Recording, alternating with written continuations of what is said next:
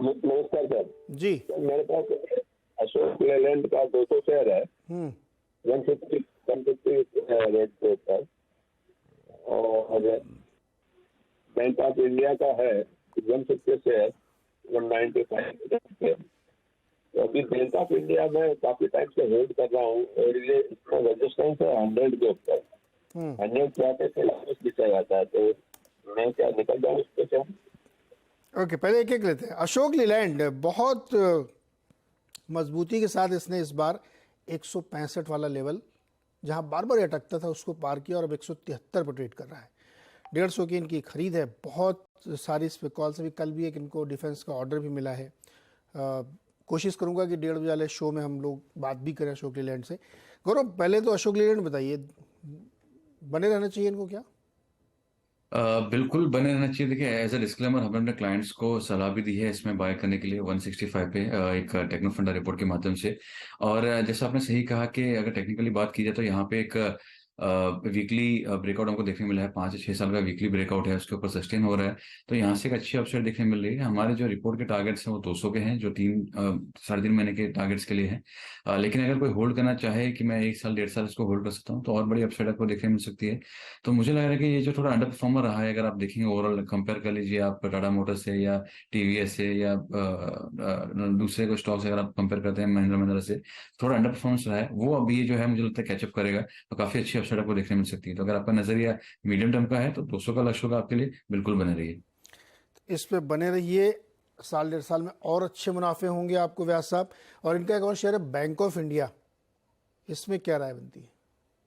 देखिए, इसमें भी राय सेम है। जो मैं आईटी के लिए जो आपको कह रहा था कि यहाँ पे सारे जो मिड कैप या स्मॉल कैप पीएसयू बैंक है, चाहे आप बैंक ऑफ इंडिया ले लीजिए, चाहे आप सेंट्रल बैंक ले लीजिए, पीएनबी ले लीजिए, महाराष्ट्र बैंक ले लीजिए, ये सबके लिए मेरा रुझान जो है सेम ही है कि अगर आपका शॉर्ट टर्म का नजरिया है तो एग्जिट कर लीजिए, क्योंकि बोलना मुश्किल है कि कितना मुनाफा इसमें आएगा नहीं आएगा। वॉलेटिलिटी भी काफी ज्यादा रहेगी। लेकिन अगर आपका नजरिया 1.5-2 साल का है तो ये सभी को आप करंट भाव पे भी बाय कर सकते हैं। यहाँ पे दो चीजें हैं, एक आपको पेशेंस रखना होगा कि मैं 1.5-2 साल कम से कम रखूंगा। दूसरा, you have to be ready for volatility, क्योंकि ये स्टॉक्स ऐसे हैं कि आपको 15-20% नीचे भी दिखा सकते हैं और ऊपर जाने के पहले। तो हमारा क्लाइंट्स को हमने ये दिलाया है, अगेन एज अ डिस्क्लेमर, काफी सारे पीएसयू बैंक हमने अग्रेसिवली पोजिशंस बनवाई है। वोलेटिलिटी जो है वो आपको उस पर ध्यान रखना होगा कि हमने अग्रेसिव मतलब बेट्स नहीं लिए हैं कि मैं कहूँगी बहुत बड़ी क्वांटिटी ले ली, वैसा नहीं है। बट अगर ये सेटअप चलेगा, सब सारे स्टॉक्स जो है वो 10-10 साल के ट्रेंड रिवर्सल दिखाए हैं, तो मुझे लग रहा है यहाँ से ये दुगने तिगुने रेट्स भी आपको देखने मिल सकते हैं 3 साल के अंदर। तो वो हिसाब से मैं कहूंगा कि अगर आप इतनी बड़ी अपसाइड के लिए प्ले कर रहे हैं, आप कम से कम 2-3 साल का नजरिया रखिए और एक डीप वॉलेटिलिटी के लिए आप उसको तैयार रहिए। डीप वॉलेटिलिटी हो सकती है, लेकिन 2-3 साल में 2-3 गुना भी हो सकते हैं। बड़ी थीम है, तो उस लिहाज से अगर आपका नजरिया है तो आप बैंक ऑफ इंडिया भी होल्ड करिए और अशोक लैंड भी होल्ड करिए। एक खबर भी आई थी कि गेल ने कंपनी का टाई अप किया है जिसमें वो कार्बन वेस्ट को केमिकल और फ्यूल में कन्वर्ट करेंगे। इसको गेल 109 रुपये 95 पैसे ट्रेड कर रहा है। गौरव, चार्ट पर कैसा लग रहा है ये? देखिए, चार्ट पे तो काफी अच्छा लग रहा है। हमने अपने क्लाइंट्स को भी ऐसा डिस्क्लेमर दिलाया था, लेकिन यहीं पे दिलाया 109-110 पे, और वहीं पे वो ट्रेड कर रहा है। अगर आप पिछले 7-8 दिन से देखेंगे तो एक अच्छा वीकली चार्ट्स पे एक अच्छा ट्रायंगल पैटर्न बना है। ट्रायंगल पैटर्न के सपोर्ट से मोमेंटम आया। मुझे लगता है कि काफी सेफ बेट है यहाँ पे।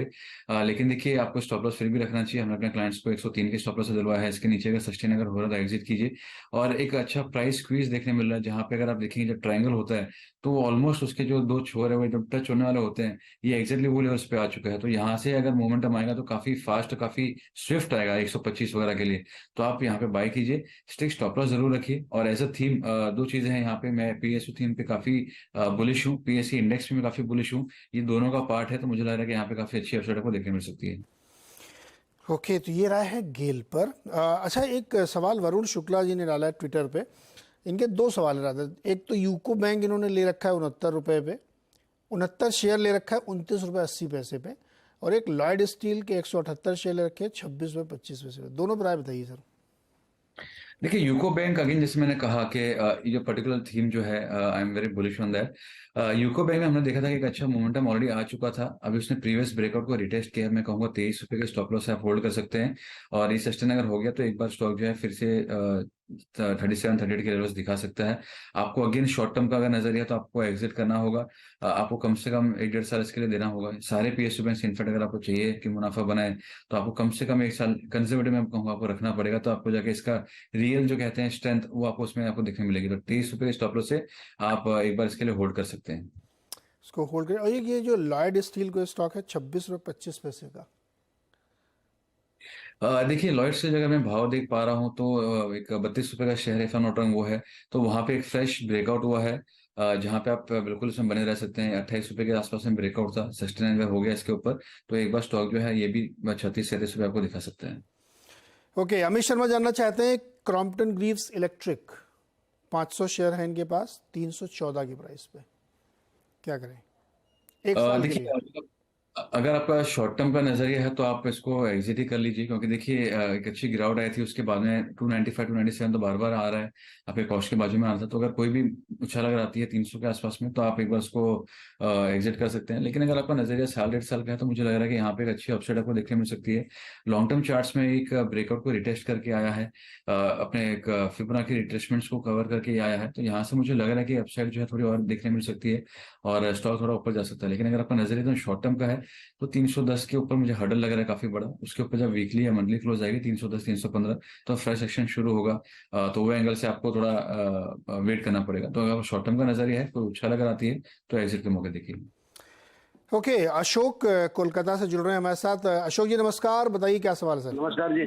जी। मेरा एनएमडीसी के 860 शेयर है, 285 रेट का लिया हुआ है बहुत वाली, उसका क्या करना? और वोडाफोन के 4000 शेयर है 11 रुपए, ये 11 रुपए। ये इसमें तो आपको पिरामल एक फार्मा के 132 अरे रुपए सुनो में ना 300। अशोक जी, सुनो ना, आपको वोडा इसमें एनएमडीसी स्टील का भी एक शेयर मिला होगा ना? हाँ मिला है, एनएमडीसी से मिला है। तो आपको हेलो, एडजस्टेड प्राइस फिर आपको चेंज होगा। एनीवे, क्या करना चाहिए एनएमडीसी में सर? इनको होल्ड करें क्या ये?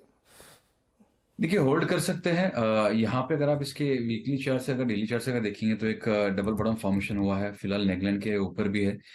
स्लोली और ग्रेजुअली स्टॉक जो है थोड़ा ऊपर जाएगा। तो मैं यहाँ पे बहुत बड़ी अपसाइड एक्सपेक्ट नहीं कर रहा हूँ, बट एक बार के लिए जो मोमेंटम है ये इसको एक बार 125 के लेवल के लिए लेके जा सकता है। तो वहां पे आप रिव्यू कीजिए कि मुझे इसको होल्ड करना है या एग्जिट करना है। जैसे आपने कहा एडजस्टेड प्राइस पता होना जरूरी है। वहां पे एक फॉरेन ट्रेंड का हर्डल भी आएगा 2021 के टॉप से अगर देखा जाए तो थोड़ा सा आपको सचेत रहना पड़ेगा। ज्यादा बड़े अपसाइड के लिए यहाँ पे मत प्ले कीजिए, प्रोबेबली 125 आप इसको प्ले कर सकते हैं। ओके, अच्छा ये वोडा आइडिया में लोग अभी भी इन्वेस्टेड है। इन्होंने भी 4000 शेयर ले रखे हैं अशोक जी ने, 775 का। अशोक जी कितने का भाव लिया था आपने? 11 रुपए। 11 रुपए का लिया, बताओ इतना नुकसान करके बैठे। गौरव, क्या करना चाहिए वोडा आइडिया में? देखिए मैं तो यही कहूंगा कि कोई भी अगर आसपास में प्राइस आता है एग्जिट कीजिए। कोई रीजन नहीं है, इन्होंने यही सोच के लिया होगा कि अभी 11 हो गया, कितना नीचे जाएगा। वही एक आपका मतलब मैं यही कहूंगा कि चाहे हमने पहले चर्चा की थी सुजलॉन पे चाहे आइडिया पे, हम अपने क्लाइंट्स को इस पे कोई राय भी देते नहीं है कि किसी को चाहिए कि बाय करो। हम यही कहते हैं कि अगर आपको लग रहा है बाय करने के लिए अच्छा तो आप बाय कीजिए, अदरवाइज काफी सारे स्टॉक्स हैं जहाँ पे आप पैसा बनाएंगे। At the end of day हमको पैसा बनाना है, रिटर्न ऑफ इन्वेस्टमेंट चाहिए। उसके लिए मैं आइडिया बाय करूँ या उसके लिए मैं इन्फी बाय करूँ, इट शुड नॉट मैटर। तो मैं ये कहूंगा कि यहाँ पे अगर उछाल मिलती है आप एग्जिट के मौके ढूंढिए। इन्वेस्टमेंट वैसा होना चाहिए कि जो आपको पीसफुल एक जर्नी दे, तो वो सबसे मुझे लग नहीं रहा है यहाँ पे रहेगा। तो अगर ऊपर को उछाल आती है तो एग्जिट के मौके ढूंढिए आइडिया के अंदर। बता दें कि मनी कंट्रोल पर दिए गए विचार एक्सपर्ट्स के अपने निजी विचार होते हैं। वेबसाइट या मैनेजमेंट इसके लिए उत्तरदायी नहीं है। यूजर्स को मनी कंट्रोल की सलाह है कि कोई भी निवेश निर्णय लेने से पहले सर्टिफाइड एक्सपर्ट की सलाह लें।